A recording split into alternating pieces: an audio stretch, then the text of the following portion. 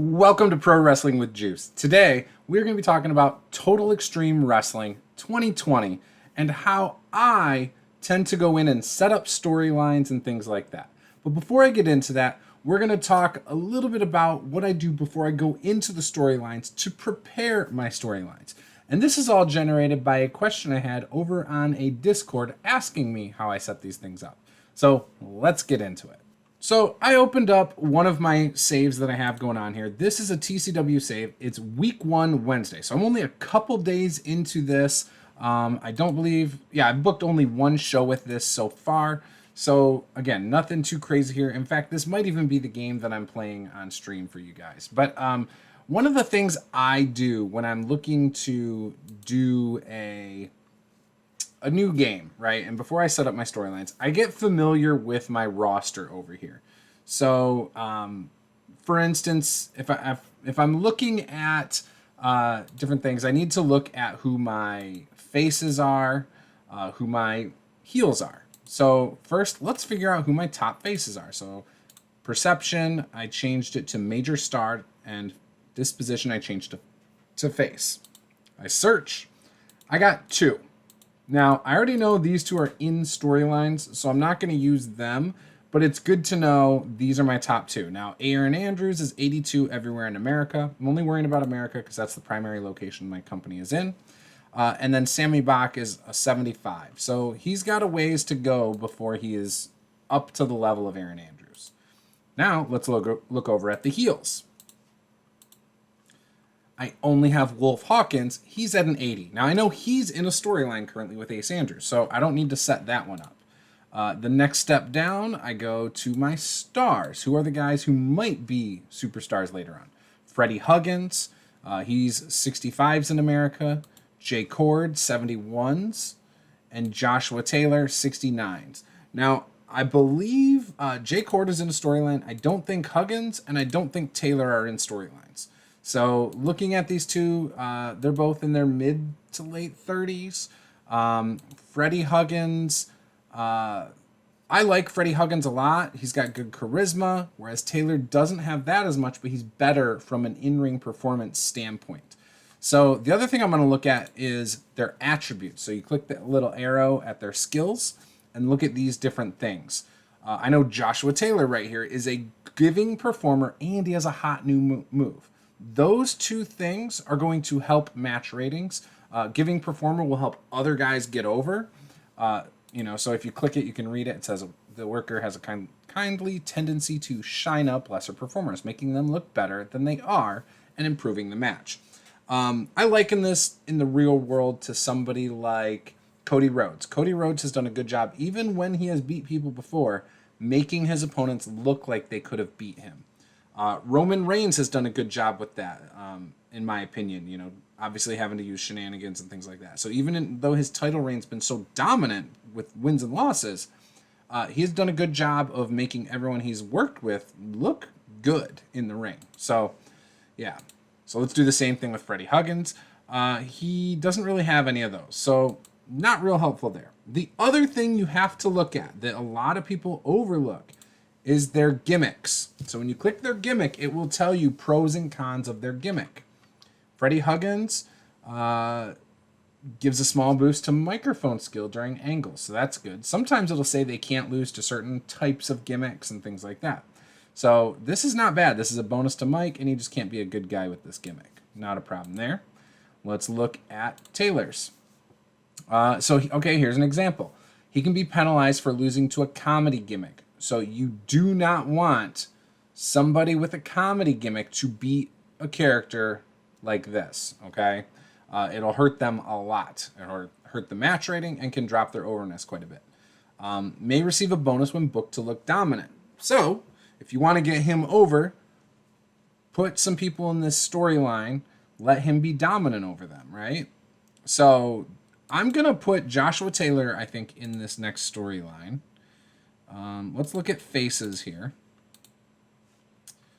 Mighty Mo is already in a storyline, so we can't do anything with him. Tana the Mighty's in the same one. One Man Army, so we could do something with him and Joshua Taylor. So if I look at this, no comedy matches. So again, nothing concerning here.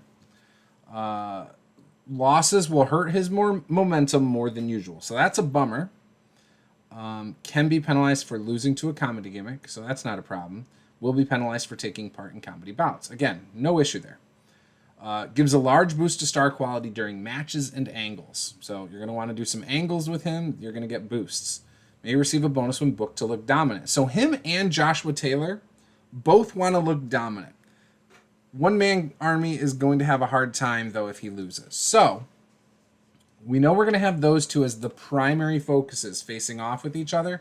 We need some guys in this storyline that they can beat. So who is Joshua Taylor going to be? Let's look at Bart Biggins. Okay, cool. His gimmick is not a problem. And everything here is good. He also has the tag team specialist bonus. So you could do Bart Biggins in One Man Army versus Joshua Taylor and somebody else, right? So that's not bad. What else do we got here? Let's look at Human Arsenal's gimmick. Penalized for comedy. Penalized for losing to gimmick and cartoony. And yeah, but also look, it does well when he's booked dominant. Fonzarelli, the Dr. Love gimmick. This is a gimmicky, cartoonish gimmick. Very, okay. Losses do not damage popularity as much as usual, and they don't hurt momentum as much as usual. So, I like the idea of Fonzarelli being beat multiple times by Joshua Taylor. So I'm going to make a little note of this on a piece of paper because I like to use pads of paper. So we'll just say Joshua Taylor, and I write it down first. The other thing you could do if you don't want to write it, you can use, there's a notepad. So for example, I could say Joshua Taylor versus One Man Army. Danny Fonzarelli to lose to Taylor, who used dominate road agent note. Keep matches short. So we'll do that, right? Now, again, everything's the same here, so I'm not worried about that. Let's then search for the heels because we need some heels that our other guy, our One Man Army, can beat. So who would be a good one for him? Could be Brent Hill, for example. Doesn't have any penalties there. Tag team specialist again. So I could do something like that.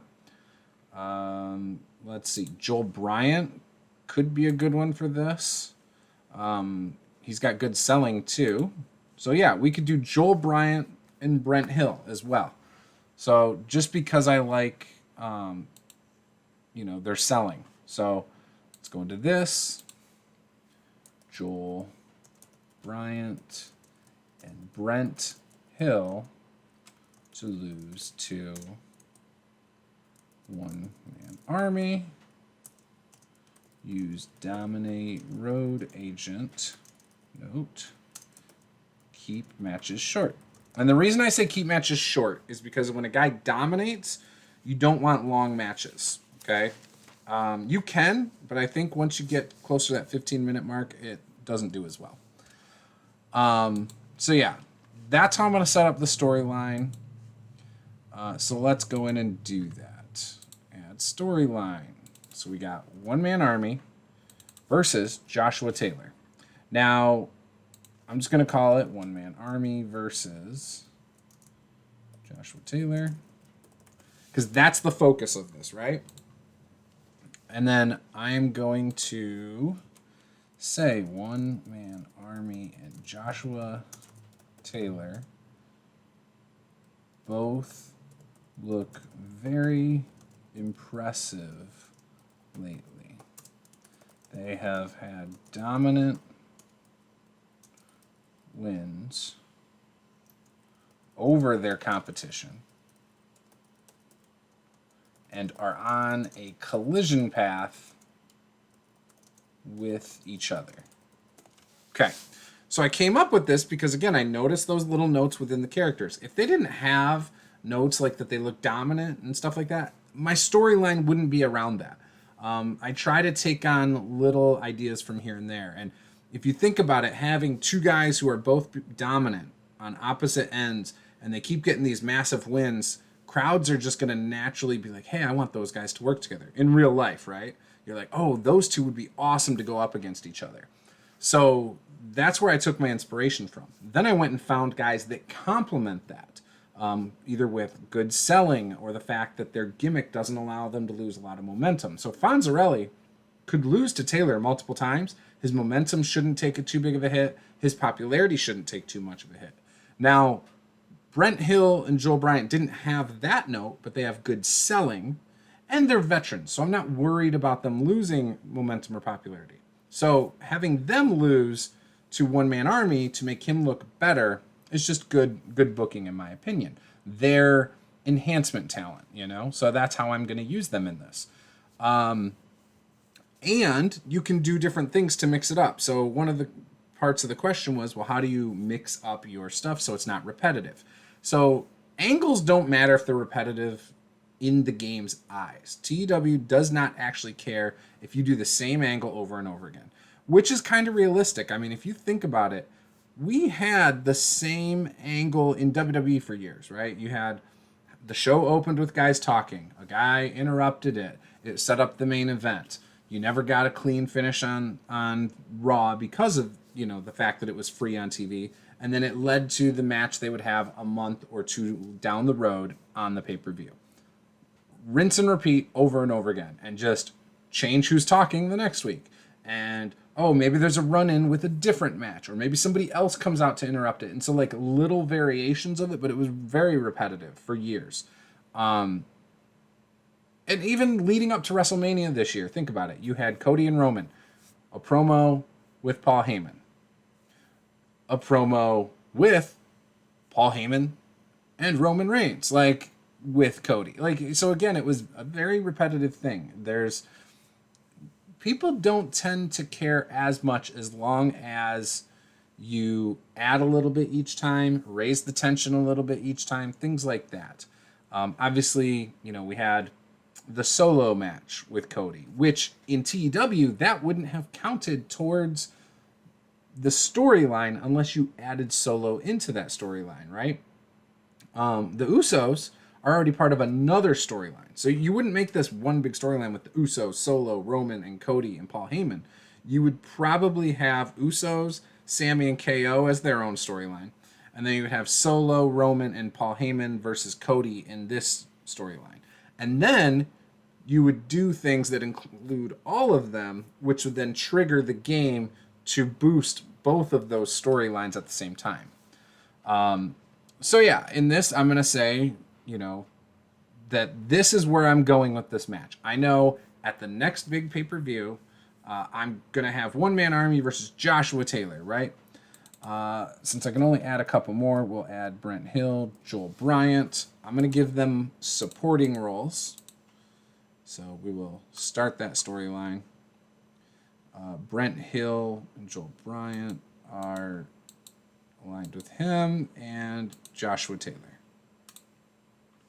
Okay, Joel Bryant then says that, oh, it says he's not aligned. I hate when this happens. All right, there we go. Brent Hill is aligned with Joshua Taylor and Joel Bryant in this storyline. So then we're going to add a worker. It's going to be Danny Fonzarelli, and he will be aligned with One Man Army. We will add him as a supporting role. So now Fonzarelli being aligned with him. So this again could set up a 2 versus 3 match, or maybe one night we throw in a main eventer, you know, like an Aaron Andrews or something like that, to combat with Fonzarelli, One Man Army versus Joshua Taylor, Joel Bryant, and Brent Hill.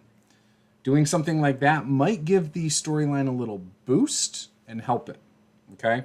So again, I went through, I identified a feud I think I wanted to start, right? By looking at my roster.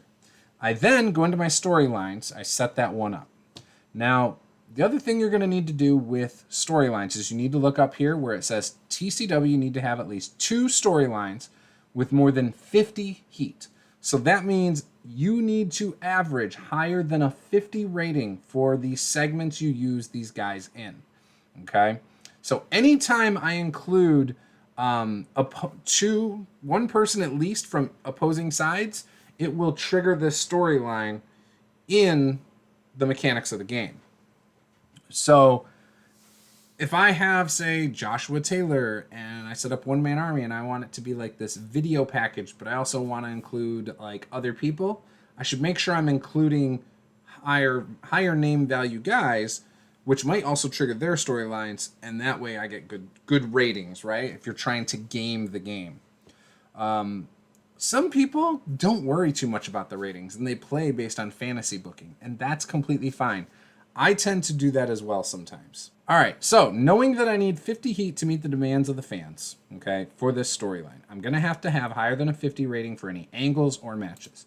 The next step is I need to look at my product. My product is going to tell me what I can get away with. So, for example, fans will expect events to be 90% matches and 10% angles. On events, you do not want to run a lot of angles. And there are some products that don't let you do a lot of angles anyways. So you're going to have to be careful with that, right? Make sure you're hitting these marks within about 5 to 10 minutes on your show. That's kind of a good benchmark for that. This right here tells you how your matches are going to be rated based on popularity or the in-ring action. So the character's overness. Now, in both of these scenarios, the overness matters. Whether it's 60% or 45% of the rating, their popularity, their overness is going to matter. The in-ring action is going to be based on a lot of those other factors, like their actual skills in the ring compared to each other. So, and that's going to also be impacted by other skills like giving performer and things like that. Like those provide little bonuses on top of all that. So again, that's all good. Now, again, you still need to pay attention to other things in here, like nothing extreme, nothing risky, dangerous match setups are penalized, so on and so forth. So these things all matter. Okay. Then, once I've determined that, I look at the date. So right now it's January 1st. I know my next big event is 25 days away. So how many TV shows do I have between now and then? If I've got 1 in 6 days, I've got 1 in 6 days. So that'll be week 2. So I got the week 2 show. I've got the week 3 show. And the week 4 show. I've got 3 television shows before Malice in Wonderland. Okay? So in order to build up to that match, I need to do something on 3 consecutive shows. So with that, where is my pad? Here it is. I've got 3 shows. So 3 TV shows until Malice in Wonderland. Okay? So I work back. I know not main event. Match at Malice will be number 4. So we'll go 1, 2, 3. And again, you don't need to use the notepad. If you just know these things in your head, how you kind of want it to go, totally fine. It's just, this is a way to collect your thoughts, right?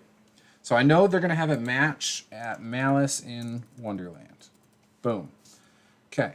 I know One Man Army versus Brent Hill. Right there. Boom. One Man Army versus Joel Bryant. And I know One Man Army and Danny Fonzarelli versus Joshua Taylor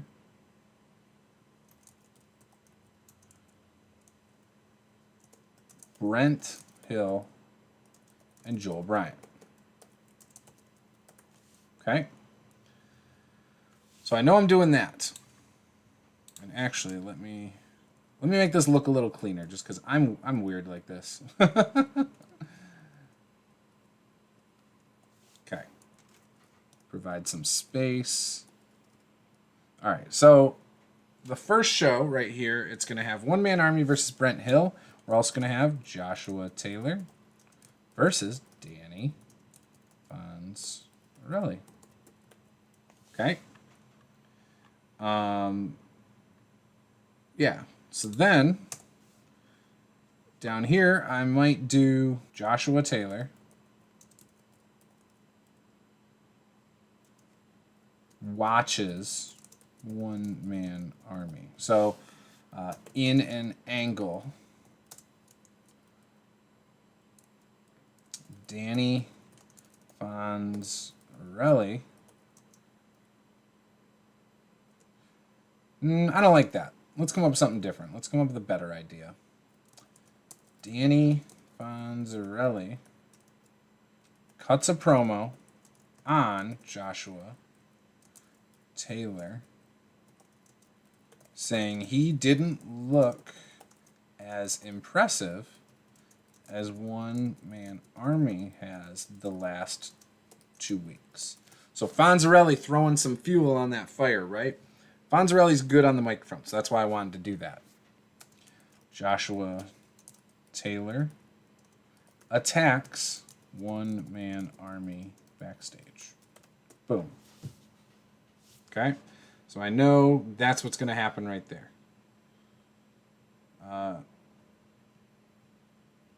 We'll say hasn't instead of didn't.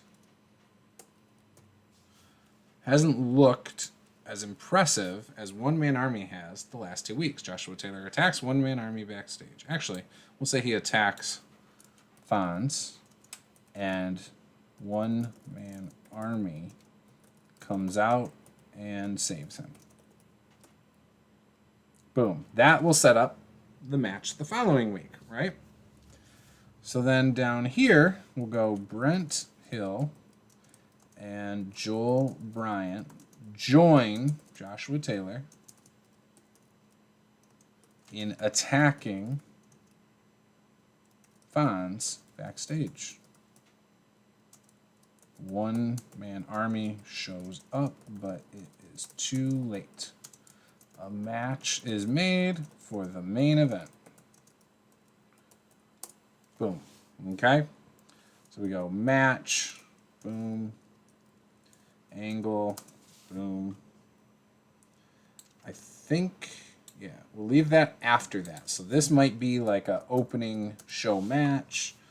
This will be an angle that takes place like right after it, when it's fresh in the crowd's mind, right? A lot of this is just me coming up with stuff on the spot, right? So we got another match here, boom. Maybe even in here we have like a, before their actual matches, we have, I want something with One Man Army. So let's look at him real quick. Let's save this.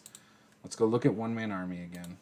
So every time you go in here, it's going to leave your previous save. So click reset, search again, and then boom, One Man Army. So what is he good at? Not good on the mic, not good charisma. He has all right star quality, not good menace. He really just has good brawling. So let's see. What would I want to do based on that? Let's look at Joshua Taylor too.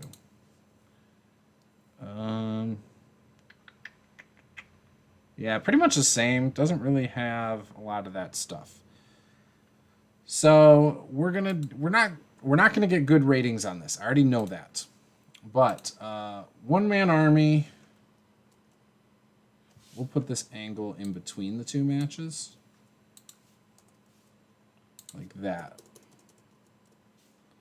One Man Army gets attacked by Brent Hill and his friend Joel Bryant backstage in front of Joshua Taylor, who just watches as it unfolds.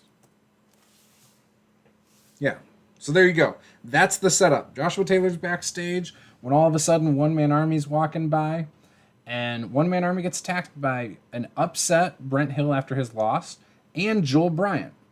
Joshua Taylor watches on and then just walks off and doesn't bother to help or break it up as they beat up One Man Army. that kind of sets up this, oh, you could have helped kind of thing, right? Then Fonzarelli, who also lost last week, will call out Joshua Taylor and say, look, dude, One Man Army has looked impressive in both of his wins. Far more impressive than you were when you beat me. So what we'll do is we'll plan this for like a 8-minute match. This one, maybe a 7-minute match. The Fonzarelli one, we're going to make it longer, 12-minute match. Okay. Now down here, we can do whatever we want with this match. And like I said, we can add another person. Fonzarelli might have friends. You know, maybe we throw in a Bart Biggins or somebody like that to make it 3 versus 3. Maybe we come up with a tag team partner for Fonzarelli here that will eventually be his tag team partner at Malice in Wonderland to take on Brent Hill and Joel Bryant. So if I go here and I go match Brent Hill and Joel Bryant versus Fonzarelli and mystery partner and partner. We'll just say whoever. So again, this is just kind of how I plot out my storyline for the month, right? But this might also lead into something in the following month and things like that. So there's that match, and then I know I'm going to have a match where it's Joshua or One Man Army versus Joshua Taylor. Now, ultimately, I think I would go in this scenario with whoever has been doing better throughout the feud. So I would say, okay, in their matches, who has had the higher individual ratings? Because when you book a match, you can look at each person's rating, and I tend to want to reward the one who's having better ratings. Heck, a more direct one is looking at their match that they were involved in the previous week and saying, all right, who had that? That's what I'm going to choose for the payoff, right? Right this moment, I wouldn't know who I'm moving these guys onto. I don't know if One Man Army's moving on to a feud somewhere. I wouldn't know if Joshua Taylor's moving on to a feud somewhere at this point. At some point, I'll probably figure it out in these couple weeks and then do that thing. So this right here is to give you guys an idea of how I would do this. So yeah, let me just go bloop. Put that next to 4. And then these, what's their show called? I forget. Total Wrestling. And so I'll just take that here. I'm very big on formatting stuff. I like to have it nice and organized. And I actually write out my matches. I have a binder in my desk here where I write out my shows and I go like angle match, angle match. I like to break up matches with angles. So obviously these are very small parts. I would space these out in a show. These would not be back to back to back, right? So I would probably, I might have this be the thing that happens before the Fonzarelli match. So what I might do is have like some other angle here, boom, another match here, boom. And then I might have that angle happen, but then I might have an angle where Fonzarelli is in the ring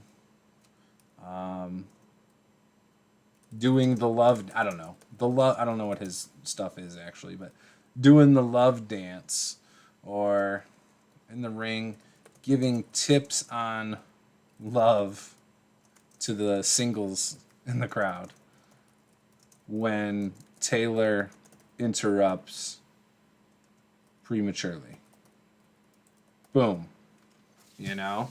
So then this would be Fonz equals entertainment, Taylor equals fight or fighting, right?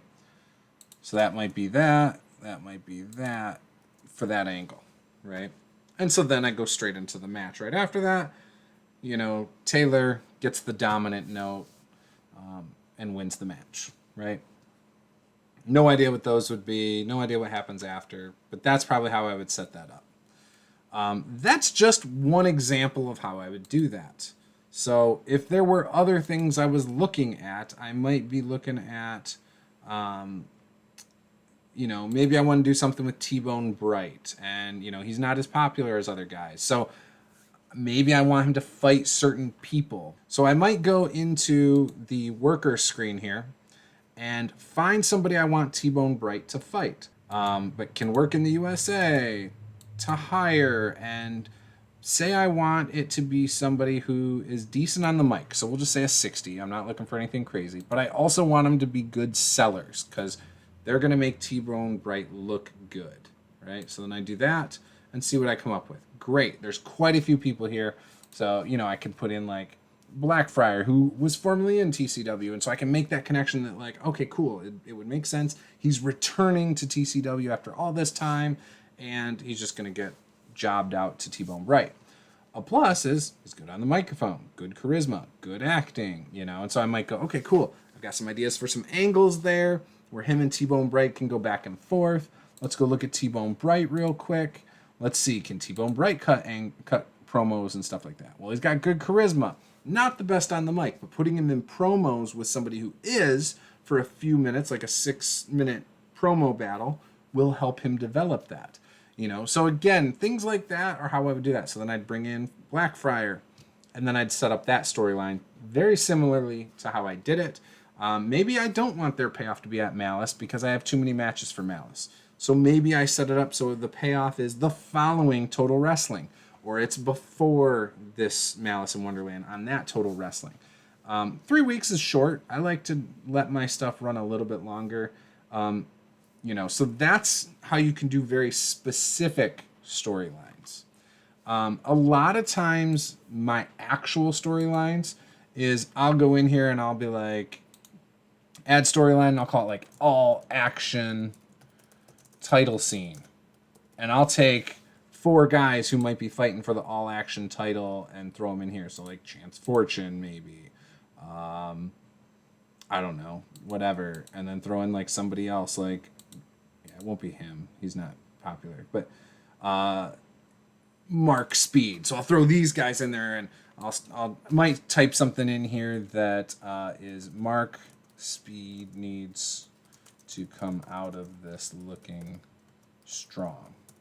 And so then I just know Mark, and that's a note for me, not for anything else. That's just so I know my goal is Mark Speed has to be the top guy coming out of this. So that's how I would do that. And move forward. That's about it. That's how I do my storylines. That's how I organize them. And, I think, again, you're going to do a few things. You're going to look at your product. You're going to look at the individual workers' gimmicks. You need to look at their relative overness to each other. It might take a minute before the one guy is willing to lose to the other. If a guy's not willing to lose to somebody like that, so say... Brent Hill's at 57. So Jack Andrews.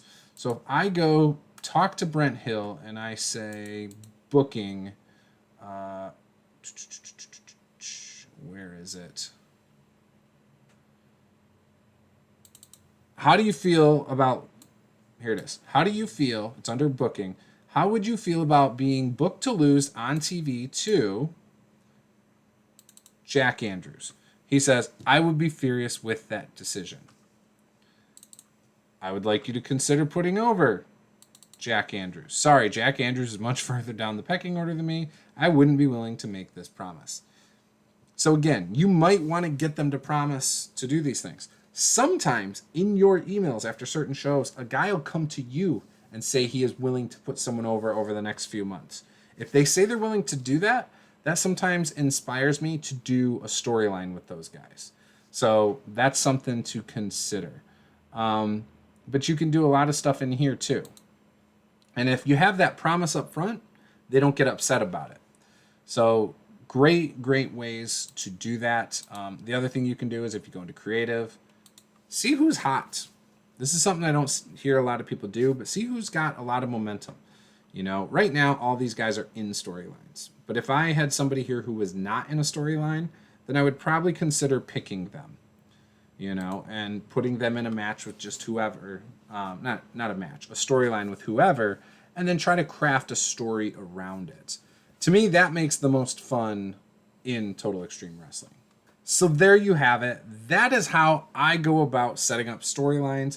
I showed you guys 2 different ways that I do it. I also showed you the things that you should consider when setting up storylines so that you don't just have a very lopsided storyline or have, guys losing a lot of popularity.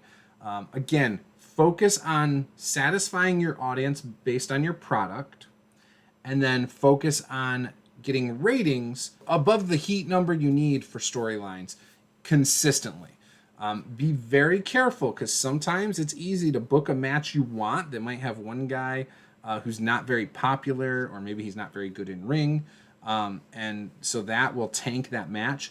Do not, in those matches where you think that's going to happen, do not trigger the storyline by including the other person involved, because if you do, the heat for your storyline is going to nosedive.